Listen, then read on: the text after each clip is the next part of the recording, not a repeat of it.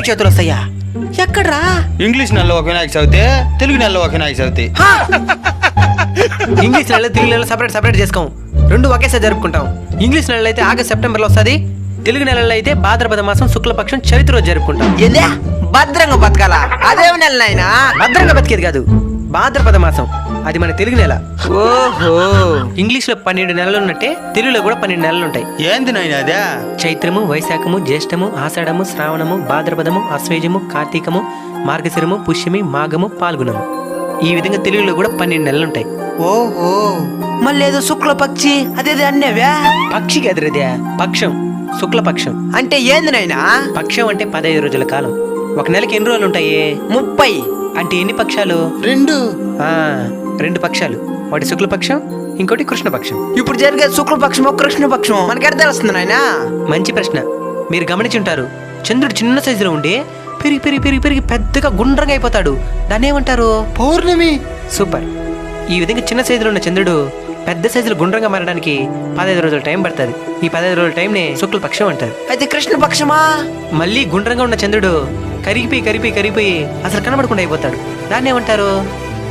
అమావాస్య. ఎక్సలెంట్. ఈ విధంగా గుండ్రంగా ఉన్న చంద్రుడు కూడా పూర్తిగా మాయమైపోవడానికి 15 రోజుల టైం పడుతుంది. దీన్ని కృష్ణపక్షం అంటారు. ఓహో, అయితే లాస్ట్ లో ఆడోళ్ళు తిట్టుకుంటారే నా చవితి అని, ఆ విధంగా చెప్పినవే ఏందదే? ఓ నాయనా, అది సవితి కదరా, చవితి. అంటే? చవితి అంటే 4వ తేదీ అని అర్థం. ఇంగ్లీష్ లో తేదీలు ఉంటాయి కదా, వాటిని తెలుగులో తిథులు అని అంటారు. ఒక పక్షానికి 15 రోజులు ఉంటాయి కదా, ఈ 15 రోజులకి 15 పేర్లు ఉంటాయి. ఏంది? పాడ్యమి, విధియ, తదియ, చవితి, పంచమి, షష్ఠి, సప్తమి, అష్టమి, నవమి, దశమి, ఏకాదశి, ద్వాదశి, త్రయోదశి, చతుర్దశి, పౌర్ణమి లేదా అమావాస్య వస్తాయి. పాడ్యం అంటే ఒకటే తేదీయా? మా అమ్మ పాడ్యం రోజు దూర ప్రయాణం చేయొద్దంటే ఏమో అనుకున్నా, ఒకటే తేదీ బాగుడదనా? ఇద్దరా ఇది గుడిదిలే మనకి.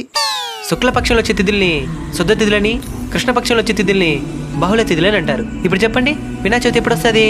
భాద్రపద మాసము శుక్లపక్షము చవితి రోజు వినాయక చవితి వస్తుంది. సూపర్ రా మీరా. నాయనా, మన తెలుగులో ఇంతుందా? దేశ భాషలందు తెలుగు లెస్స అని ఊరికేం లేదు నైనా, ఇలాంటివి మన భాషలో చాలా ఉన్నాయి.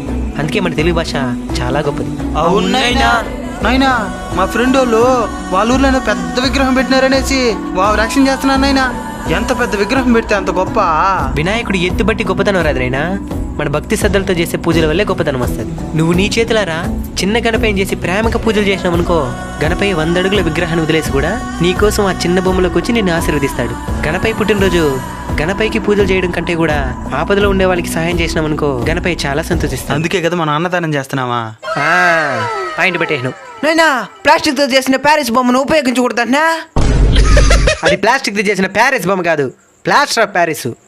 ఓహో, అదే నాయనా, దాన్ని దేనికి ఉపయోగించకూడదు? అది ప్లాస్టిక్ లాగా భూమిలో తొందరగా కలవదు నైనా. నీళ్ళలో వేసినాం అనుకో, నీళ్ళలో ఉండే జీవరాశులకంతా హాని కలిగిస్తుంది. అందుకని ప్లాస్టర్ ఆఫ్ ప్యారిస్ చేసిన బొమ్మలు ఉపయోగించకూడదు, మట్టి గణపైన ఉపయోగించాలి. కానీ ప్లాస్టర్ ఆఫ్ ప్యారిస్ బొమ్మలు చేసే కొన్ని వేల కుటుంబాలు జీవనోపాధిని కోల్పోతాయి, దాన్ని కూడా ఆలోచించాలి. అయితే గణపయ్య వల్ల ఇన్ని మంది బతుకుతున్నారా? అవునైనా, బొమ్మలమ్మే వాళ్ళు, మైక్ సెట్ వాళ్ళు, లైట్ సెట్టింగ్ వాళ్ళు, ట్రాన్స్పోర్ట్ వాళ్ళు, రంగులు బొమ్మలు బట్టలు అమ్మే వాళ్ళు, ఈ విధంగా లక్షలాది మందికి జీవనోపాధిని కల్పిస్తున్నాడు గణపయ్య. అవునైనా, మరి ఇంత గొప్ప గణపయ్య ముందు చాలా మంది డబుల్ మీనింగ్ పాటలకు డాన్స్ చేస్తున్నారు నాయనా. చాలా మంది తాగేసి కూడా ఆడుతున్నారు నాయనా. అసలు తాగడమే తప్పు, అలాంటిది తాగేసి భగవంతుని సన్నిధిలోకి రావడం ఇంకా తప్పు. డబుల్ మీనింగ్ పాటలకు మీరు సంతోషిస్తారేమో, గణపయ్య సంతోషించడు. అయినా మనం తాగడానికి వినాయక చవితి కాకుండా ఇంకా చాలా రోజులున్నాయి. అంతగా డబుల్ మీనింగ్ పాటలకే డ్యాన్స్ చేయాలనిపించినప్పుడు మనకి మన ఇల్లుంది, అలానే ప్రైవేట్ ప్లేస్లు ఎన్నో ఉన్నాయి. అంతేగాని తాగేసి వచ్చి దైవ సన్నిధిలో ఆడడం చాలా తప్పు. ఆల్రెడీ చాలా మంది మన సనాతన ధర్మం ఎప్పుడెప్పుడు నాశనం అయిపోతుందా అని ఎదురు చూస్తూ ఉన్నారు. అలాంటి వారికి మనం చేసే ఈ పనులన్నీ ఆయుధాలుగా మారిపోతాయి. తాగేసి గుడి దగ్గర ఆడడమే మీ సంప్రదాయం అని ప్రశ్నిస్తారు. దానికి మన దగ్గర సమాధానం ఉండదు. మనం ఈ రోజు ఉంటాం, రేపు పోతాం. మన సనాతన ధర్మం వేల సంవత్సరాల చరిత్ర కలిగింది. దానికి ముప్పు కలిగించే పని మనం ఏ రోజు చేయకూడదు. అయినా ఇప్పుడు కాకపోతే వినాయక చవితి ఈ విధంగా జరుగుతూ ఉంది. కొన్నేళ్ల క్రితం వినాయక చవితి అంటే భక్తి శ్రద్ధలతో కూడిన పూజలు, భజనలు, అన్నదానాలు. మనకి నిజంగానే ఆడాలనిపిస్తే సినిమా పాటలోనే మంచి బీటున్న దేవుడి పాటలు ఎన్నో ఉన్నాయి. అట్లే డ్రమ్స్ మ్యూజిక్లు ఎన్నో యూట్యూబ్లో అవైలబుల్గా ఉన్నాయి. వాటికి ఆనందంగా గణపయ్య ముందే ఆడదాం. గణపయ్య ఆనందిస్తాడు, మనము ఆనందిస్తాం. అంతేగాని ఇలా తాగేసి వచ్చి ఆడడం, డబుల్ మీనింగ్ పాటలు చాలా తప్పు.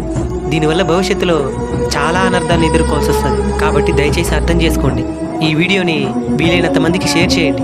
వ్యూస్ కోసం కాదు, కొంతమంది అయినా మారుతారనే ఆశ. మీరు కూడా మీ కుటుంబ సభ్యులకి, స్నేహితులకి అర్థమయ్యేటట్లు వివరించండి. అవును, మీకు వినాయక చవితి శుభాకాంక్షలు చెప్పడమే మర్చిపోయాను.